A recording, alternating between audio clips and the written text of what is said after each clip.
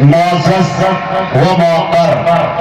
علماء کرام محترم سامعین باتمکین، پردہ میں بیٹھی خواتین امت، سوغات سلام کے ساتھ اپنے اس حقیر فقیر بندے بے توقیر خاک پائے اسلاف ناچیز مجاہد حسنین حبیبی سیتا مڑھی بہار کو قبول کیجئے اور اجازت دیجئے۔ السلام علیکم ورحمۃ اللہ وبرکاتہ۔ پیارے سامعین، پورے ملک ہندوستان کا کوئی ایسا خطہ نہیں، کوئی صوبہ نہیں، کوئی ضلع نہیں جہاں مجھے اپنے اکابرین کی دعاؤں کی برکت سے اور رب کی عنایت سے مجھے جانے کا موقع نہ ملا ہو۔ لیکن یقین جانیے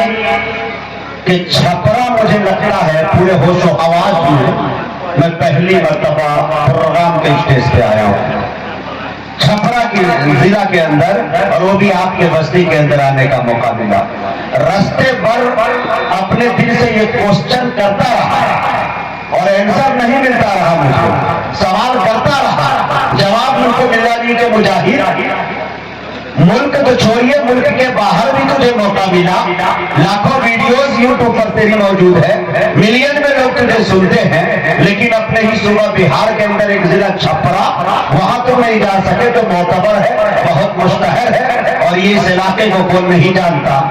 تو دل سے ایک مطمئن ہو کر ایک آواز آئی کہ مجاہد حسنین حبیبی آدمی بلندی پہ دیر میں پہنچتا ہے۔ تو شاید مجھے آتے آتے یہ وقت لگا، لیکن آنے کے بعد جن شخصیتوں سے ملاقاتیں ہوئی، جناب حضرت مولانا ظفر صاحب قاسمی دامت برکاتہ العالیہ زمانہ دراز سے آپ کے علاقے کے اندر خدمت کر رہے ہیں، ادارے کے محتمم بھی ہے، اور زمینی سطح پہ اتر کر وہ کام کر رہے ہیں، ایک نسل تیار کرنے کی وہ کوشش کر رہے ہیں۔ انہوں نے دوران گفتگو ایک بات کہی کہ یہ وہی علاقہ ہے جب ہم شروعات میں آئے تھے تو اپنے لوگوں کو اکٹھا کرنے کے لیے 100 آدمی کا اکٹھا کرنا ہمارے لیے مشکل کام تھا، گھنٹوں پسینے پوچھنے پڑ جاتے تھے، تب جا کر ہم 100 آدمی تک پہنچ پاتے تھے تاکہ وہاں کچھ رکھ پائے، دینی باتیں ہم کر پائے۔ لیکن آج آپ کا یہ مجمع دیکھ کر، آپ کی یہ محبتیں دیکھ کر لگتا ہے کہ اس زمین کو خوب سنوارا گیا ہے، زمین کو زرخیز بنایا گیا ہے۔ وہی میرے دوستوں، مجھے بڑی خوشی ہوئی اس بات کی کہ آپ کے علاقے کے اندر، اس بستی کے اندر قاری ارقم صاحب قاسمی کی شکل میں ایک نایاب تحفہ آپ کو ملا۔ بندے خدا اتنے اچھے انداز میں اور لہن داؤدی میں قرآن کریم کو پڑھتا ہوا نظر آ رہا ہے، ورنہ میرے دوستو قرآن کریم کو یعلمون تعلمون پڑھنے والوں کی سنکھیا کم نہیں ہے۔ بندے خدا کو میں نے دیکھا اور جانا، آپ پیشاد العلوم اکل قوا سے پڑھے ہوئے ہیں، آپ قاسمی بھی ہے، اور لہجہ اتنا پیارا کہ مولانا ظفر جیسی شخصیت جو ہے تعریف کرنے پہ مجبور ہوتے ہیں اور کہتے ہیں کہ طبیعت چاہتی ہے، الجھ جاتی ہے، تو دل کرتا ہے کہ ان کے پیچھے میں نماز پڑھوں تاکہ میرے دل کو، میری روح کو تقویت اور سکون مل سکے۔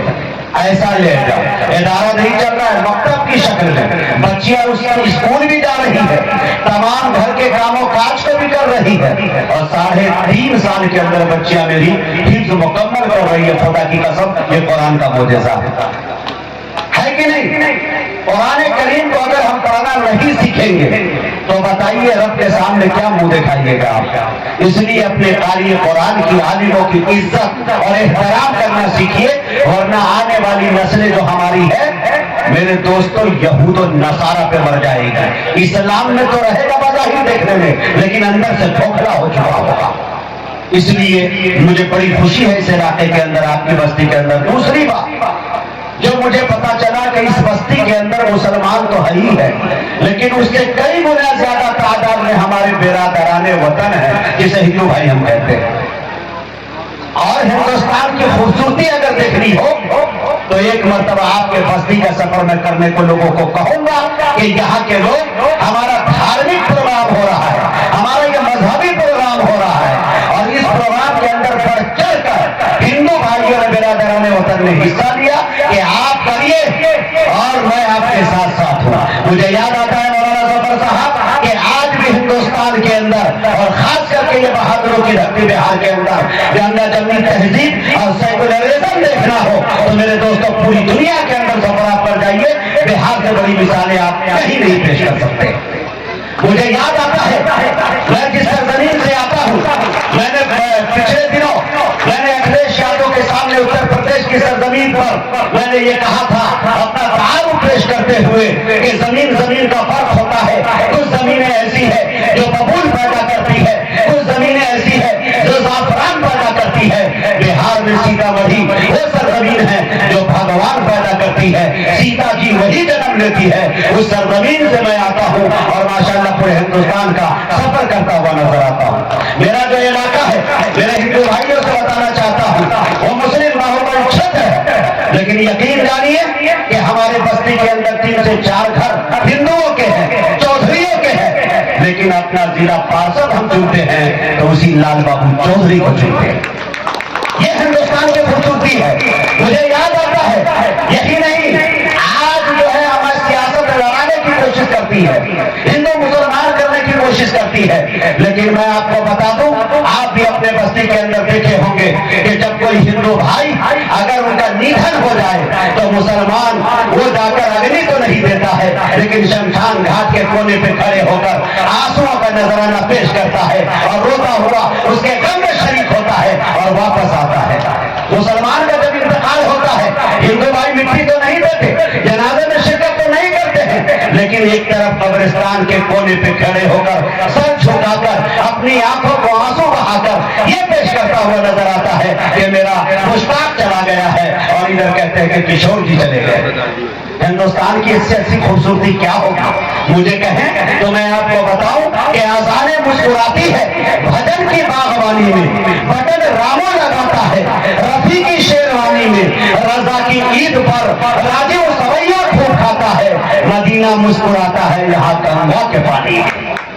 ये हिंदुस्तान की खूबसूरती है। मुझे